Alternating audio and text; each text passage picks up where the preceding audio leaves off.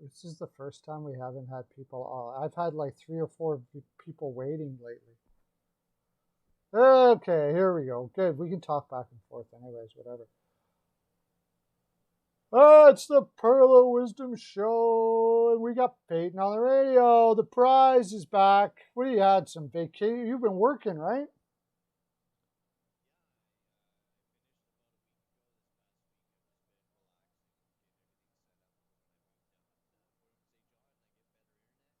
Yeah. Yeah. Mer- Mercer's in the house. Welcome, Mercer. Uh, so we got a lot to catch up on here. We were talking about it already here before we got started. Uh,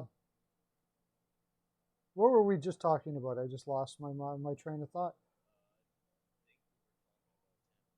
Oh yeah, oh yeah, oh yeah, yeah, yeah. The Oilers trading all of that. Yeah, the yeah. Oh, I don't have your sound on. Yeah, yeah. I know why. It's all right. We got it.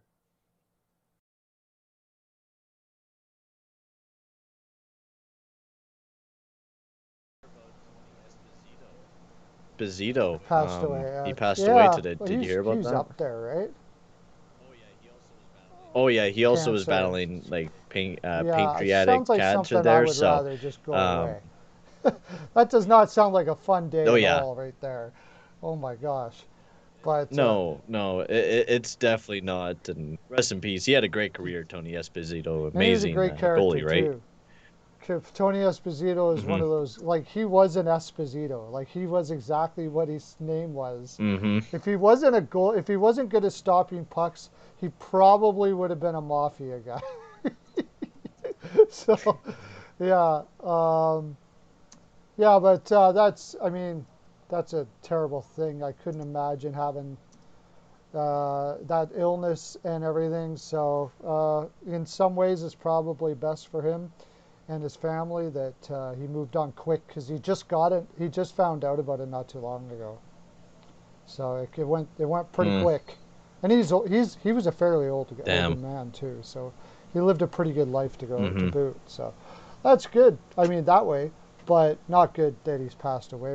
I'm sure there's going to be a lot of talk about Mr. Esposito now for a while and all the stories that he has. I've heard some of them. I've heard some of them just on Sirius Radio. Like you bring up Phil Esposito, somebody's got a story. He's one of those guys Yeah. that he knows a lot of people. He talks a lot. He says a lot of stuff. Yeah, so it's pretty cool. Hopefully the hockey guy will do a Phil Esposito thingamajigger. He's good with that kind of stuff. Mm-hmm. But yeah, it is sad he passed away. Oh yeah, Mm-hmm. you shared the live. I should probably do that too. Yeah, Yeah, I always try to get that yeah, going. And also today, Jacob yeah. Varanen signed his deal Jacob there with Detroit, Verana. 5.25 for 3 years, which is not bad. I don't think that's a bad move there by Detroit, especially since they're rebuilding. I don't think it really matters what you had for a deal because you'll be rebuilding for the next 2 years. But I like the move. Jacob Varanen's a really solid, good goal scoring forward for them. Who put up some really good offensive numbers the past, 3 years there for Washington. I think it played perfect alongside of Dylan Larkin going into next year there. Yeah, I got nothing wrong with the deal. The guy put up big numbers as soon as he got to Detroit, uh, and he's been buried in that Washington lineup for quite some time. Showed a lot of character, Mm-hmm. not asking to be moved out sooner. Really, I mean, a lot of people would have Yeah. said, "Hey, you know what? I got a career here," but he kept on playing on the lower lines and producing as much as he could when he could. And finally, I think it was just mutual Mm-hmm. because they weren't going to be able to pay him what they wanted to pay him, and they were signing everybody. So yeah, I also think he saw the writing on the wall that team's on the way down now. So Hmm. And I also low-key like this Detroit Red Wings team this upcoming season. Like, there's still a lot of holes. It's not going to be a No. good team. It's going to be a better team, though. Like, their top six is already improved with just getting Pew Suter and signing Yep. Jacob Varanen. Right, that top six. Pew Suter had a really strong season for the Hmm. Chicago Blackhawks, put up some really great two-way numbers, offensively and defensively. He was amazing. And then, you got some big mystery guys, like how well is Fabro going to play into next year, and also how well is Zadino going to do going into next year as well. It's going to be interesting to see. But I'm liking what Yzerman's doing here with Detroit. He's slowly building this team up. But I think the biggest thing is just their prospect system is looking like a tank. It's just looking amazing there for Detroit. Yeah. It's going good. But the great thing about Detroit is they've got all the, like, what other team can be this patient? Uh, Not Mm, too many teams out there that none. have ownership that it just says, you know what, however long it takes.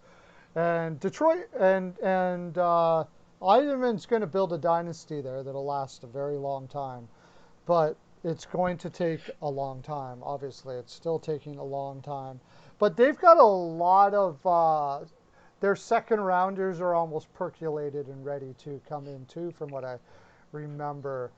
They got a lot of guys this year, and also I think they're going to give Maurice Sider a really good chance here. Yeah, I heard about that. I'm seeing it by the depth charts here by Cat Friendly, and it shows that Hale might be playing on like top four time, which I don't think would be that bad of an idea. He was really good in the SHL with Rogel there. He put up a good solid 28 points in 41 games.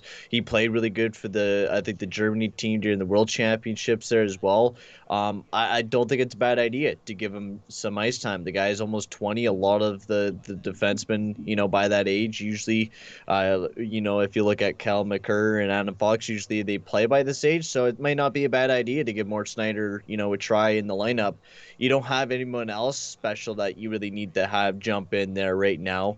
And you could take guys out, right? You don't really need Danny Dykstra to play or Mark Stahl to play. You just sign those guys for, some veteran leadership to help out the youngsters. So I think Mort Snyder could totally get a try going into next year, especially with the way that he was looking throughout this past COVID year. I think why not give him a try in the lineup, especially when you got nothing to lose. Like that's the big thing with Detroit is they really don't got anything to lose with this team. And also one more big thing is I really like what they're doing with the leadership. With Sam Gagne being brought into the team, he's a big leadership guy. I've heard tons of good stuff about what Sam Gagne's done for when he was with the Oilers to just about every team he's been with. Then you've got, Danny Dykstra and Mark Stahl and Franz Nielsen and just so many other guys that will help with the leadership of this young team that they right now have. Is just going to be Yeah, instrumental. Maurice Sider, I think on a lot of teams would already be playing. Uh, he's just Oh ripped it yeah. up everywhere he's gone. He's a defensive monster. Hmm. But Detroit and Stevie Eisenman are want to do. They're not going to rush anyone. Like never are they going to rush anyone. No. Like Gustav Lindstrom, he got a little cup of coffee last year, and I'm sure he'll get a Hmm. little more this year. I could have swore there was some more here that were coming up. Was it Jared McIsaac? He was a 2018 Jared 36 overall. Yeah, McIsaac. that's it. There he is. I think he was playing with the Grand Rapids Griffins this year, but he only Yeah, played about 10 games with them and had 2 assists. So I don't know, yeah, maybe he'll wait like he'll be another up there. year Yeah, for yeah. McIsaac, but he is definitely close. Like, there's no doubt about that. Like, they have guys that will be ready. Like, once you get Simon Edvinsson into camp, seeing how well he'll play, you got William Yep. Wallander as well, who had, a He pretty good he's year got to down wait there a in the wait. He's Swiss got to wait a leagues. while, I think. Yeah, oh yeah. He's still got some time to develop, but I mean, once you get really deep into this like Detroit Red Wings prospect system, it is so big and they got so many prospects. It's nuts. They're goaltending. They got a lot of goaltenders all stacked up. And I think what they're doing is really smart. We've seen it in other sports where, I guess baseball is kind of a perfect example of this, where, teams a lot of the time they like to rebuild because they know that they could get younger players and they could just perform better than relying on trying to sign through free agency all the time, because not a lot of players want to come to your team at, some moment of time. So if you draft them, it'll work out a lot better. And it'll also help with your depth charts. You'll just be a deeper team, and you'll also be cheaper because you're not, spending so much money on guys in free agency. I think what Detroit is doing is what, some other teams are doing. Is just problems is just, will the owner sacrifice him making some extra change because the team had a bad year and they're not going to get a lot from, selling tickets, etc., etc. That's why we don't see a lot of teams like this rebuild, like what Detroit's doing. This is just not something you see a lot, where a team just voluntarily, rebuilds for five, Yeah, 6 years and doesn't plan on becoming good for a long time. yeah, and like I said, nobody is forcing their hand. Nobody is saying, well, you got to. It's a perfect storm. I mean, Detroit's a hockey town, so they have knowledgeable hockey Mm-hmm. fans, and they understand. They trust Stevie Y. They already saw what Stevie Y did in Detroit, which was actually fairly quick Mm-hmm. though in Detroit. He did that in fairly quick, but he had a little Oh more yeah. to work with too. This was like a burn Yeah. down, like tear down rebuild, and so you got a perfect storm there to have patient owners, and the Illiches have been around a long time. They're not going anywhere, and they want to see another dynasty, and Mm-hmm. this is the way to do it. Yeah, this is the most safe way to do it, anyways, and that's what he's doing. Uh, like a team like Anaheim, on the other hand, probably has to do that. But there's a lot more pressure in Anaheim from sponsors, fan base, and all of that. They, Mm-hmm. they don't have the fan base like they do in Detroit.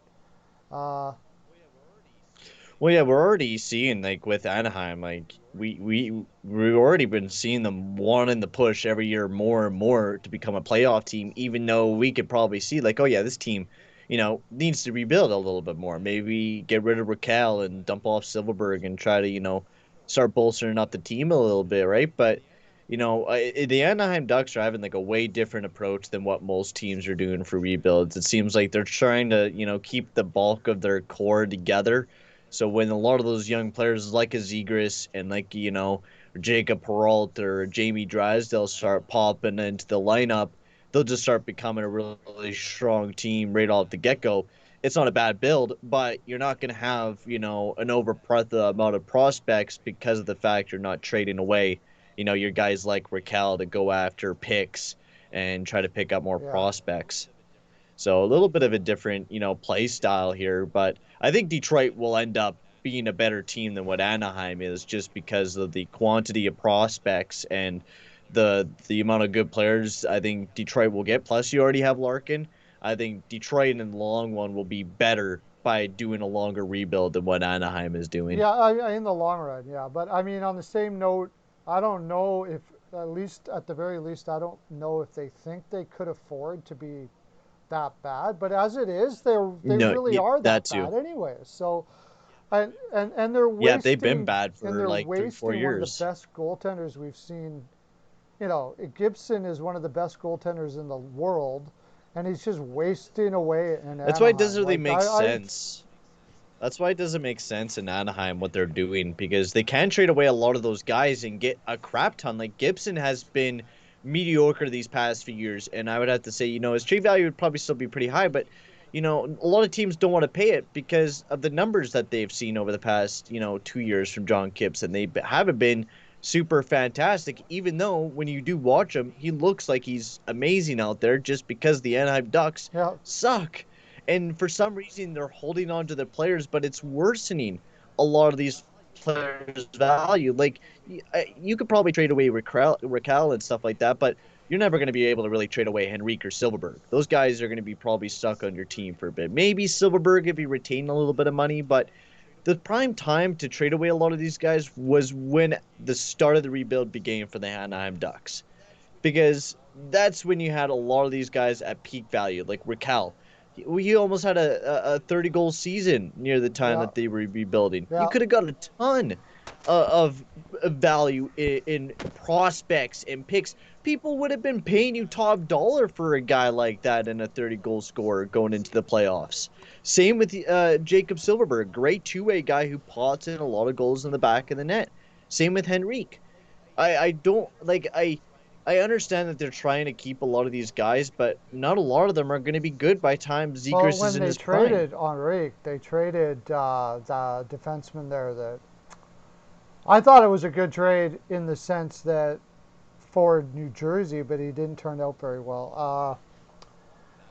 Vatanen Vatanen, that's it. Yeah, or they traded Vatanen for Henrique, and mm-hmm. I was like, why, why are you getting Henrique back? What's the benefit of that? Like, they don't they didn't buy in to what they needed to do. Manson and Lindholm are great, are wasting again. They're also their prime years here for what? To be a mentor. I suppose the only thing I can think is like they are guys that support the process and they're there to help young guys Mm-hmm. support the process. But Gibson does not look happy in that freaking place, man. How many times I saw last year Gibson looked like he was just going to lose his mind. Like he is not happy there. I don't understand why you're wasting away. You could get a guy like, you can still get a decent goaltender to be able to stop pucks so you can build your system. You don't have to have a giant like Gibson wasting away there for the last 2 or 3 years. I don't get that at all. Like I think they figure that they're going to need them when they're good because they're hard to find them. But sometimes you gotta just sometimes you just gotta realize that It's like, you're going when to are they going to be exactly. You're good? just not going to be Like, good fast. And I think they wanted to be good faster than right, they were, and they were hoping. But they're expecting a lot more from Sam Steele and Max Jones and come to one. They're going to rely so much on Trevor Zegras to perform more than he probably could. I mean, the guy's going to be sick no matter what, but Anaheim has been relying on a lot of these young players to jump into the lineup, and I don't know. I think the way that Anaheim has done their rebuild has been very weird. They could have traded away Lindholm. They could have traded away. I don't know why they even picked up Shannon, but Fowler or even Josh Manson. Josh Manson and Lindholm are expiring this year. Are you going to re-sign them, or are they going to actually dump them off for picks? Right? They would have been worth more with actual term, and a lot of these guys had really nice term, and a lot of teams would have paid top dollar for them. Look at what Winnipeg paid for Brendan Dillon. What you could have got for Josh Manson probably could have been a bit more from Winnipeg at the time. And you had value on Josh Manson and good value at the time. And now, this past season, his value's totally dropped off. He really did not have that good of a season. Plus, he was injured as well. But Hampus Lindholm, on the other hand, he still is producing some good numbers. And you had really nice term on him, and he could have dumped him off for, some first round picks. But you decided to wait until this year. And that's if you do trade him away. Maybe they keep him. But he's going into his prime as well there in Hampus Lindholm, and it wouldn't be bad to, dump off some people and try to get some picks and rebuilding. But like you were saying, I don't know if Anaheim could really, afford it anymore now that they're trying to go for, the playoffs practically. yeah, it's been a very like I can only imagine that they've talked to them and they said that they want to stay in Anaheim and they're going to re-sign them, but I don't understand why. I don't. You're not going to.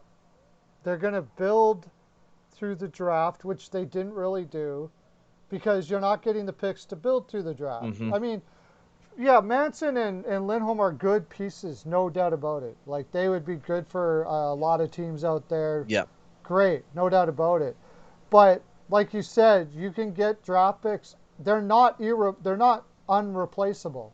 You can pick up some, veteran guys to be able to perform that role after you get picks and you can get more prospects to build your team faster. I mean, that's that's And look at Detroit. When Yzerman took that team, he didn't have any big no. pieces to trade away. If Yzerman was the GM of this team, he'd be Oh, trying to dump off for Silverberg sure. and Raquel. He would have looked at Raquel and been like, all right, let's Yeah, dump you off for for some picks. sure. Same with you, Lindholm.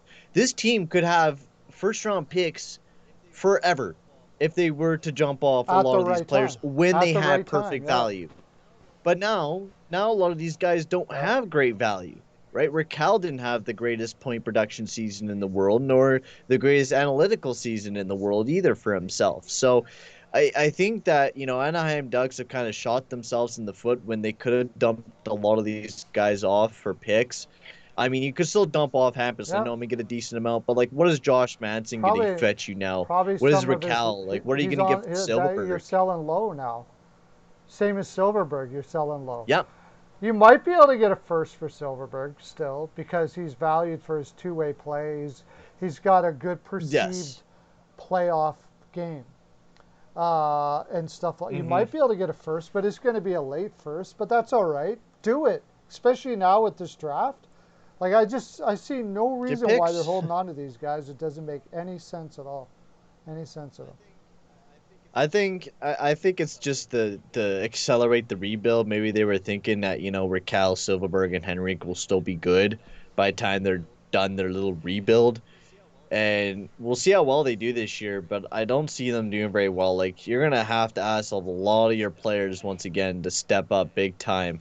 And I just They don't think they're ready yet. Maxime Comtois had a good year, but he still didn't show, a lot of great excellence. Like, you need some big centermen to start stepping up, and is Zegras going to be your man to carry you into a playoff spot this year, which I not just yet. don't feel like it No. is. And will you lose Lindholm and Manson to free agency? Because if you do, Murray, you're dumb. Like, you gotta get rid of these guys and not let them fall to free agency or re-sign But them. Because Hampus Lindholm is I have young. a He's feeling they're still going to only 27. re-sign them, and I don't. By the time I don't know Anaheim is about Josh Manson. relevant, maybe not Josh Manson, but I mean, Ma- what's Shattenkirk doing there? What is the I point don't of I don't know. Shattenkirk? He was brought in to help. I didn't understand He was brought Shattenkirk. in to help their power play. They need somebody to help their power play, whatever the case may be. And he did not that Yeah, they bad. got better. They got better. Shattenkirk will probably be a power play coach when he grows. But you couldn't find a power play coach instead of throwing $4 million at a guy. Like I just don't. But you also had but also they had like Jamie Drysdale coming up too. Didn't they know like he was gonna be like the Oh yeah, future power play guy, or maybe they were thinking that no. Shattenkirk was just gonna That's what help it him is. out for a bit? Because I mean, Shattenkirk's going to it's help not a bad Drysdale idea. out and all that kind of stuff. Like It's not a bad idea, but like I think a guy that you should. I mean, look. I mean, Josh Manson didn't have the greatest year this past year, so I would definitely be looking at maybe dumping him if he bounced back at the deadline and dump him off to some team that needs a defenseman. Because unless you think you're gonna sign him back, then sign him back. But you already have Jamie Drysdale coming up. You still have Shannon for another 2 years. I think my main focus would either be trying to move Manson, but Hampus Lindholm, he's a good defenseman. I don't think they'd get rid of him. I think I could see them keeping Hampus Lindholm just to be a D-man partner alongside of Jamie Drysdale in the future. And just because, they can't really dump off too many people now. Like, it's too late for them. Like, these main guys that they're looking at in Raquel, they have to use them. Like, these are the main building pieces for when this team is going to try to build for another playoff run again with Raquel and Silverberg and Henrique. These guys are going to be, helping them push for that playoff. So I don't see them really trading away too many people except for maybe well, and Manson. the other problem they have is they don't really for a team that's rebuilding and has been rebuilding for as long as they have. They don't have a ton in the pipeline either. That's the No, That's the because they haven't done problem. anything. They Yeah, haven't traded they haven't away. picked up enough picks to have.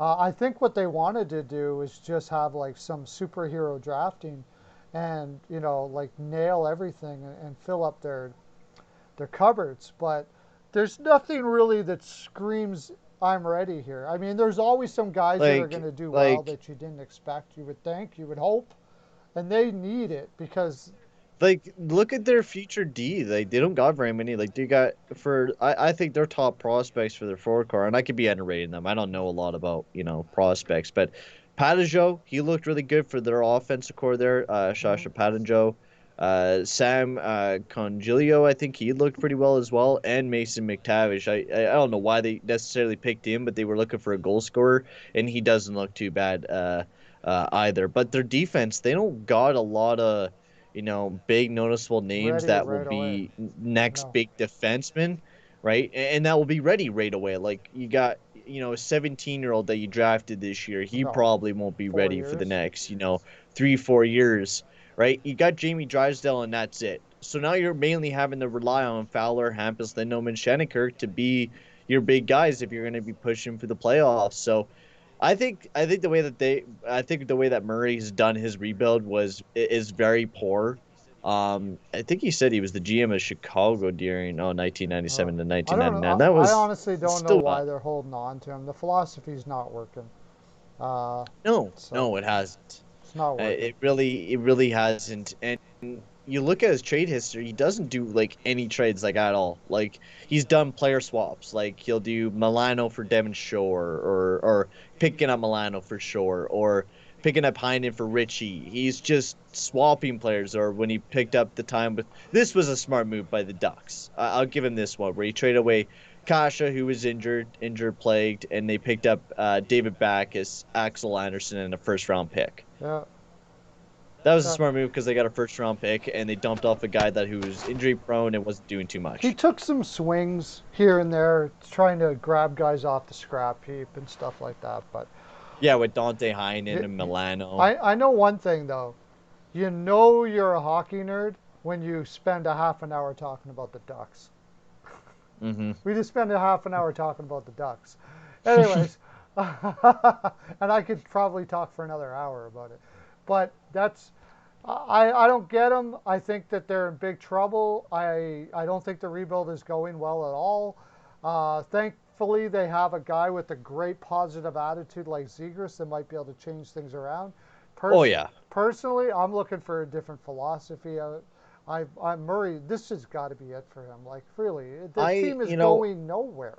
It's I going think the nowhere. team will be a good playoff team. I think the thing is with the Anaheim Ducks though is they're going to rely a lot on free agency than most rebuilding Yeah, teams I agree. Yeah, because of the fact that they'll have Trevor Zegers, they'll have Comtois, they'll have some really good solid yeah. players. But Drysdale. when it comes down to like the secondary scoring or more depth, you're gonna have to pick up free agents to fill out your core. That's just the way that I think is gonna have to be with the Anaheim Ducks is that they're just gonna have to rely a lot on free agency because of the fact that they didn't dump off a lot of their guys to try to pick up some picks and try to improve that prospect core that they need to massively improve because when they were first started rebuilding they had nobody in that prospect core. Yeah. Now they have a little bit of it. They need more time to continue building it up. I still say you gotta just trade things away and bring in veterans when you need them. I still say that's the right way to go. They haven't gone that way and it's shown because this Hmm. is like a snail's pace of a rebuild, and you're wasting away some pretty good talent there that deserves to have. It's not just out of the energy of knowing that these guys, the time is ticking for these very good players. It's just not a good Hmm. energy to have in the room either. The way to do it is the way and it's the way Armstrong's doing it in Arizona. And there's an ownership group there that is really not afraid to lose money because they are not going to be good for a very long time. But Nope. I think they'll be good. They'll be good faster than Anaheim. They got 2 firsts next year in 4 seconds. That's the way you do it. That's the way Hmm. you build your freaking team. Nail those seconds, and you got deep drafts coming up too. And they already got in 2023 have 2/3. I don't know how many. Oh, sorry, 5 seconds. They have 5 second round picks next year. Yeah, and that's Arizona right there. Yeah, Arizona, and they still got Kessel to trade away. because Kessel's Bill not going to start. Armstrong, I was, when he signed, I was like, I don't know what this team's gonna do this offseason. What Chaika did there, and then wasn't he was just, Bill Armstrong came in there, and I think what he did this offseason was genius. He went to every single team. He knew that there was some big drafts coming up. He knew that this was Arizona team was never going to be good. He knew once Rick Tocchet left that, the defensive structure that he built wasn't enough for this team to continue making it to the playoffs every single year. Went and picked up Ladd for a bunch of seconds. Went after Gostisbehere for picks. Went after Roussel, Beagle, and Erickson and got rid of a horrible contract in Ekman Larson for a first-round pick, which ended up being Gunther. Yeah. That will be an amazing player for their future. Picked up Strawman for a second and a prospect. They also got Timmins when they dumped off Darcy Kemper and a first-round pick and another third round. Which is just hard to get for a goaltender, even as good as Kemper, especially one that's been having injury problems as of late. I thought that was and he didn't have that good of return. a year. No. He didn't even have that good of a year last year. So, steal of a deal for the Arizona Coyotes, and getting a defenseman like Connor Timmins for the future. That is an absolute steal for the Arizona Coyotes. And looking at their defensive core right now with Chaika, Gostisbehere, and Timmins, and you also have Lyubushkin there and Strawman, I think the way that they're rebuilding is smart. This is the way you rebuild. You have a total teardown. Yep. And look at the amount of they don't have a lot of contracts signed for the future. The only guys that they got signed for the future is Keller, Schmaltz, and Dvorak, and you got Ladd, but and Chichurin and Gostisbehere. Those are the only guys that are really locked up long term. Mm-hmm. You only have like 4 guys that are past 2 years, and that's the way you do rebuild. Well, and you want to make sure you trade away everyone for a lot of picks. And you want to make sure you get a top 3 pick next year. Just have Carter Hutton as your number 1 goaltender. Doesn't matter what the rest of your team is. That team is going to be absolutely disgustingly bad. Carter Hart will play like 10 games and then he'll get injured, Hutton? and then Joseph Cornier will be playing most of the season. Yeah, Hutton, he'll just get injured. Yeah. He'll play 13 games and then he'll get injured, and then Cornier and will have like their third string goalie from like Europe or something, and he'll be playing as their backup. Yeah. They'll be consistently taking goaltenders off of waivers just to have a goaltender there. Like they are just going to suck next year, and that's really what they got to do. It's a tank. It is. You got to. It is sad to say, but I mean, the reason why we brought up Anaheim is that's a market that can't really support it, but this owner just seems to be bought in. He must have like money upon money, because they're not going to be drawing fans for the next 3 or 4 years. Mm-hmm. And also a nice move that I really liked from Arizona was picking up Dmitry Yanskin there, ripping it up in the KHL, signing like a $3.2 million deal for a year. Not? That was a smart move. Why not? The guy's been ripping it up in the K, and if you could rip it up in the NHL, then heck, trade him. The problem is he always rips it up in the K, and whenever he comes over to the NHL, he can't do nothing. Pretty well. So. But this could be the year. Who knows? You might as well. I mean, you got to fill a body in there anyways. Good for him too. Yaskin, that must have been a nice phone call in the afternoon. Well, I think they signed him for like $3.5 million. I don't think he saw that coming. That must have been a nice phone call. No, $3.2 million. He never got paid that much in the NHL before. But I mean, he was probably saying that he wanted big cash, because I'm like, I could just go back to the KHL and get paid, I didn't know this. more than I could get paid here in the NHL. They only have a $13 million salary cap. And somebody brought up Kaprizov, and apparently the team that he could go to in the KHL, somebody brought up Kaprizov here. We might as well get on that. Said that they were going to give him, what was it, $10 million. $10 million. So the rest of their team, they only have $3 million to spend on the rest of their team. It's nutty what's going on with Kaprizov. Talk about a big chunk of your salary cap. Holy crap! One player 70%. It is. I was like, when I first seen the reports of Kaprizov going to the KHL, I was like, oh, this is not happening. Minnesota will sign him. And now more seeing it. It's like a 50-50 on where Kaprizov will go. It's like maybe he'll go to the KHL. He has like a tentative deal for like $10 million for like a year, I think, there for Moscow, or Minnesota will figure out something Minnesota with him. And figure out something. if Minnesota doesn't, I mean, I think the way that Minnesota has built their team is if they do lose Kaprizov, they'll just rebuild. Yeah, I mean, they could trade him too, but Right? You look at their apparently team, if they've they worked lose a five, Kaprizov, 6 year deal. I think he's gonna get. He's got so much leverage right now. He's got ten. He's oh, he got ten does. million dollars to play in the K. He's already proved that he's willing to go there. So he's got so much Yep. leverage right now. He can pretty much pick his number. I think he's probably going to get 5 years at nine, 9.5, maybe even 10. And you got to do it. What are you going to do? You're Minnesota. Like, you're going to lose a guy that's going to bring, a guy like that. I know that they're probably not going to be relevant now for the next 4 or 5 years because they bought El Parise. But if you have Well, any chance I at think the all, you team can got still to be have him. good. I think the team can still be good this upcoming season if they get back Kaprizov. If they get back Kaprizov, then maybe. But man, like this team is looking identical to last The, year, and Evanson's gonna have to coach amazing, like how he did last year. Like Victor Rask is still gonna be your second line centerman alongside of Kaprizov. Does Kaprizov want to come back to that? that Does Kaprizov want to come back to be playing with Rask or Ryan Hartman And next I year? think that has something to do with it too. That's why I thought they were fairly heavy on the Eichel sweepstakes. And people said, well, they're not going to have the cap space. Yeah, but they're going to have the cap space. They're just going to have to get rid of a lot of players. They're not going to be relevant, really, really, really able to be relevant for 4 or 5 years. But those guys will still be Mm-hmm. there 4 or 5 years from now. And you can keep Yep. on building up draft picks. And who knows, you might be able to make a run before that. But Um, without him, you're done.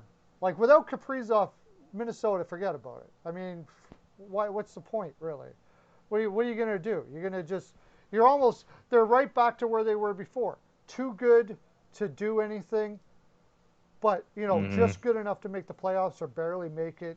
Get your middle of the road draft pick and just keep on becoming like that. So I see if they lose Kaprizov though, I don't think they'll be that good of a team. Kaprizov was a big factor. I mean, their defense was also a huge factor of it, the way that they play with Dean Evison there. But without Kaprizov scoring those 27 goals, and who knows what's going to happen with Fiala? Like if they lose Kaprizov, Fiala is like a go to get back automatically on the roster, right? But like I don't know. Like if they lose Kaprizov, I just don't see them making it into the playoffs going into next year, and I could possibly maybe see them take a little bit of a step back.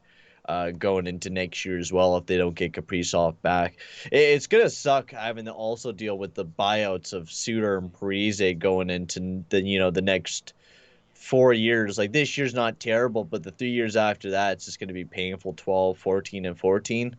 It's a lot of money that you're eating up on just dead cap. And do you want to spend, $10 million on Kaprizov or even a bit more than that when you might not have that much left in the salary cap going into next year? Lauren's all salty about Kaprizov.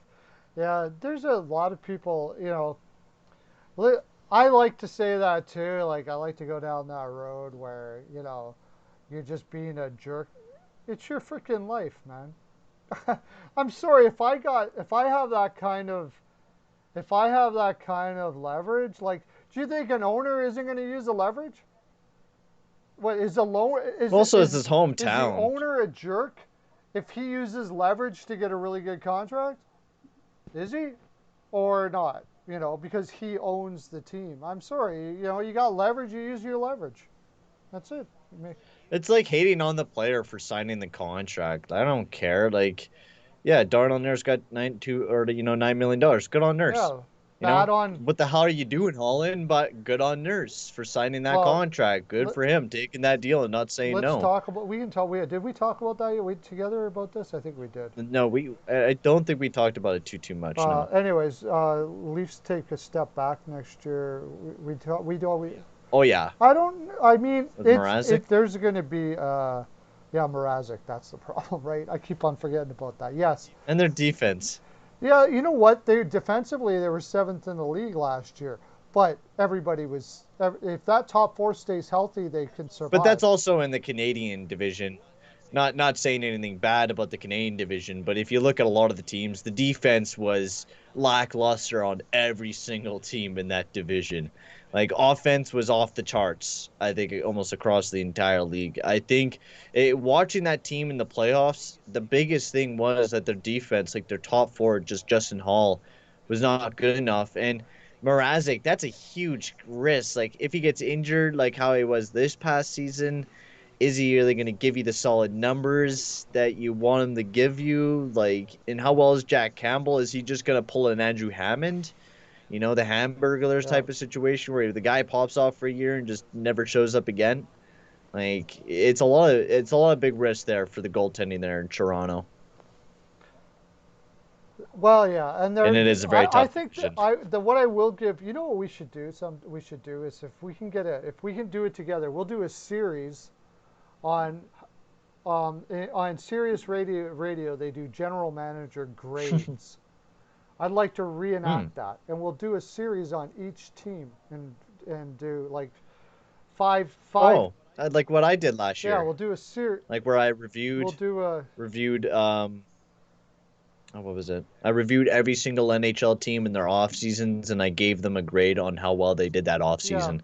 Remember when I yeah, did that series yeah. last year? I'm actually thinking about bringing it back again Well, this maybe year we could do it that once I way, so move we're not to. stealing the Sirius Radio one, and we can promote your video on No, here. I'll tell them about it, but we can do like we'll do it as a series, a couple teams for 2 hours, and do it as a series. But um, Toronto, what I will give them a plus for is I think they did well picking off the scrap heap, getting some players that could surprise you.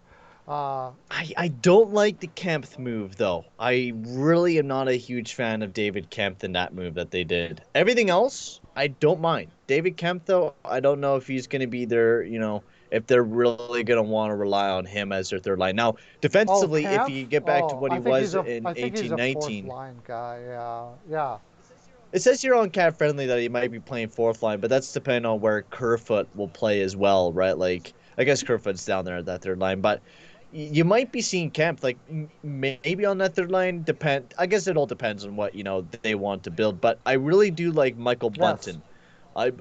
I'm really really huge, excited to see how well he'll huge. do. Yeah, Arizona, he was really, really good in yeah, Arizona. 21 games, he had like 10 goals. He was really good there in the AHL. I think this guy could be something yeah, really good for the Toronto Maple Leafs, especially if, Richie doesn't play that great or Andre Kasha is not yeah. healthy. Then you have Michael Bunton who can really produce the offense I for you. honestly think he's going to win the first spot right off the bat to see what he can do. I Huh. really the left wing spot there that's moved by Hyman. Every time I saw him in Arizona, you noticed that guy when he was on the ice. I love the way he plays. I thought he played a good two-way game. It was a small sample size, but it's still I think it Yeah. was well worth the gamble. I liked that move a lot. Camp, I'm a little lukewarm on that. Richie, I think there's something wrong with Richie outside of the rink that keeps him from becoming as good as Richie can be. And maybe that'll change in Toronto. But he has scored 15 goals. Um, He put up some good numbers this year. I give it yeah, to Richie. I think Richie can be that physical factor, another physical factor who could pot a couple goals in the back of the net, which is what Toronto needs. They need other guys to pot some goals in the back of the net and bring them something because they didn't have a lot of that. Now you can see that what they did. Michael Bunton could pot like 10 goals. Wayne Simmons, I mean, you're still going to get a good solid probably 10 goals out of him that year. Right now, you added Nick Ritchie, and also if you get Andre Kasha back at full health, that adds on yeah. another 20 goals from Andre That was Kasha, the other one, too. another 10, 15 from Bunting, Yeah, right, and another 15, 20 from Ritchie. That's huge for goal scoring going into the playoffs if you have those guys performing and healthy, because that's the big thing with Kasha. If he's healthy, he'll be awesome. He'll be a top line guy for that Toronto Maple Leafs team. He just has to stay healthy. yeah. No, I agree. Lauren says the Atlantic is going to be brutal as hell. Uh, Oh yeah, like it's going to be pretty tough division, especially with the amount of good teams that you got there in the Atlantic with Tampa, Florida, especially with them picking up Sam Reinhart, Toronto, and then you add Boston into there as well. Which I like Boston, but I think their biggest thing is they're missing out on a good second line Yes, center. absolutely. And they're talking about Like that using is the they're hugest talking about hole. using Charlie Coyle there. Okay, I'd rather Nick so Foligno, would I. to be honest with you. Yeah, Even if that Eric Holla would probably be better than Charlie Coyle in yeah, that position. yeah. I like Foligno's got a Like, little more creativity than Holla, but he yeah, would be better than Charlie oh yeah, Coyle. Charlie Coyle is useless in that position. He's almost a fourth liner now. He's really gone downhill bad. I yeah. He's just even looking at his numbers. He had a really bad season this past uh, year. Really, really poor. He dropped off tremendously than what he was during the 1920 season. I think yeah, this year was one of his worst. Now, if he pops back up and does really good, then awesome. But he really has to start taking charge because I think they want him to be that second line centerman, and he's making the money to be a yeah. second line centerman. And he kind of needs to be that guy now, especially since they lost David Krejci. Yeah, and there's still options. They could probably fly with what they got right now and still make the playoffs. And throughout the season, as teams start to fall off, they might be able to find a center to fill that spot. But uh, I'm not liking it.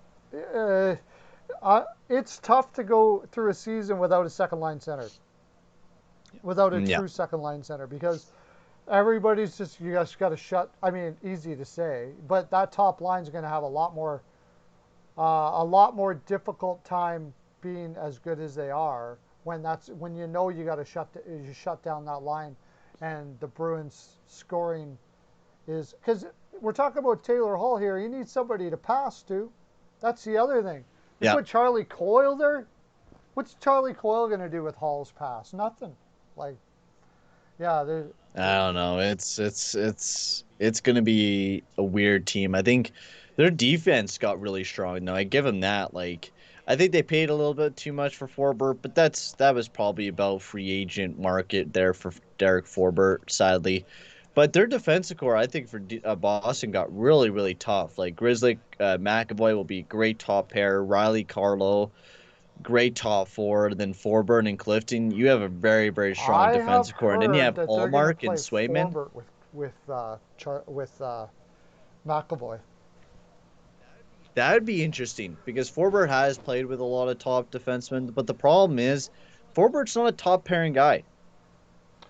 He put up some decent numbers as a top pairing guy, It's but not his. It's not. I I just think McAvoy can make it's him not look his. more like a top pairing guy than he is, and he has improved Oh every yeah, single year he's been in the league. You have to, like, he's yep. worked hard on his game. That Oh, guy, I give him that. no doubt about that. But just for balance, I could see it, because then you can put Grizzlick Mm-hmm. with.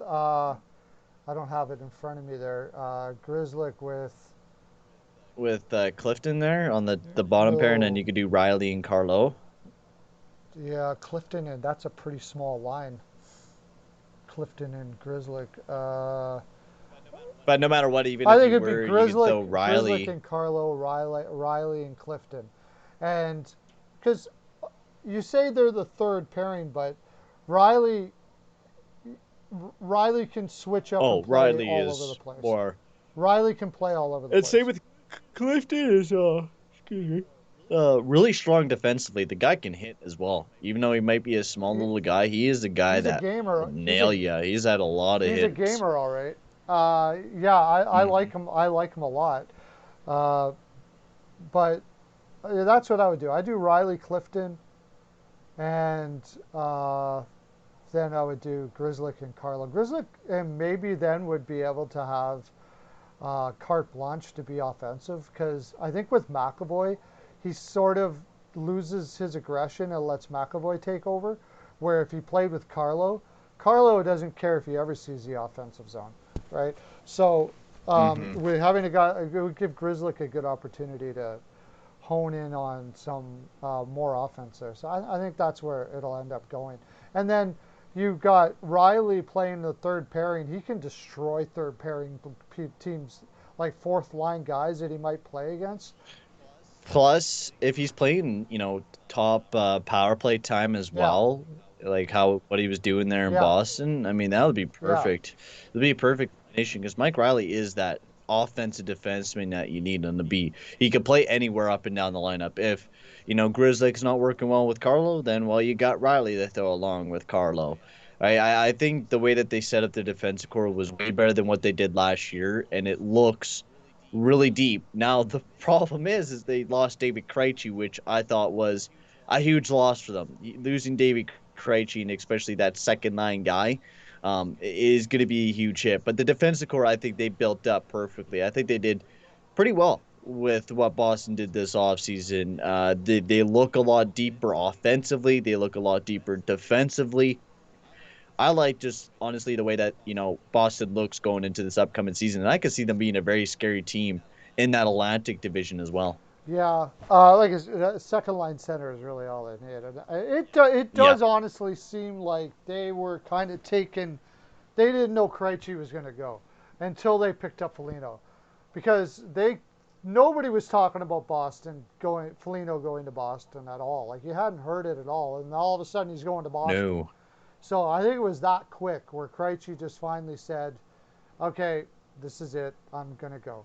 Uh, Boston getting Allmark was the steal of the offseason. Could be. He looked really good the last 2 years. He really did look good the last two yeah, years. 5 million is pretty steep for a guy with his kind of numbers, but if you really watch the way he played, uh, I think it's well worth it. The questions, it's got to be the Rask is not coming back and they know it, right? I think so. I think that's the biggest thing, and maybe they wanted to go after a younger regime. Maybe like I don't know. Olmark and Swayman I think is a good tandem to go with Oh yeah, for the next little bit. Like you got Swayman, signed up for the next 2 years, and even when you do sign his first contract, it'll be for cheap. So now you have a tandem of Allmark and Swayman, and the way that Allmark's played over the past, 2 years, even three, he hasn't looked that bad. And I think honestly, I think it could be the biggest steal of the draft or of the offseason for the Boston Bruins. But I think a lot of people were talking about Linus Ullmark like a steal. I would say I don't know an exact steal off the top of my head, but um, I think Linus Ullmark could be up there. But I think it was more of an obvious one. There was a lot of teams in on Linus Ullmark and really wanting this guy because of how good he was playing over the past little bit. yeah. I think Colorado was in on it, honestly, and Yep. they got outbid. Uh, Not really sure why though. Why? Like, I know that Kemper is going to command a pretty good dollar, and they had to give up a first and Timmins to get him. It's possible that they offer the same amount of money or right around the same. And the thing about going to Boston, although Colorado's building this reputation as well, but goalies' numbers. I mean, let's put it this way: Halak is not going to do well in Vancouver. Let's just get that straight right now, okay? Oh yeah. Well, Boston's that's defense because they has have like the made 31st worst yeah, defense core in Boston's the league or defense has made whatever. Halak look like a decent goaltender for a couple of years now. Uh, But Halak had a really bad like this past season though. Halak had a down year. Like he definitely didn't have as great of a season as he had before, and I think he'll have even a worse season, like what you were saying yeah, there with Halak at Vancouver. I don't think he'll be very that doesn't successful look there. like a that looks like a recipe for disaster there. Good Oh thing they yeah, have Demko there. oh yeah. Demko's gonna be legit their savior. Like Halak's already been going down. Like it's kind of funny. Like do you think I've been, I talked with a couple of Vancouver fans, and they actually think that their defensive core is actually going to be good. Now, do you think that this Vancouver's defense core is the worst in the NHL right now? Hmm. No, I still say Arizona's is, but But okay, so Quinn Hughes compared to Jacob Chichurin no, they're take defensively. chicken all day. right? Myers and what would be Strawman. I would probably take Strawman over Myers, especially defensively. Strawman's probably a bit better. He really had a bad. He's really gone downhill quite a bit. I'll. Both of them have gone pretty far downhill. Myers is bad. And then you got Myers is Larson. pretty bad though.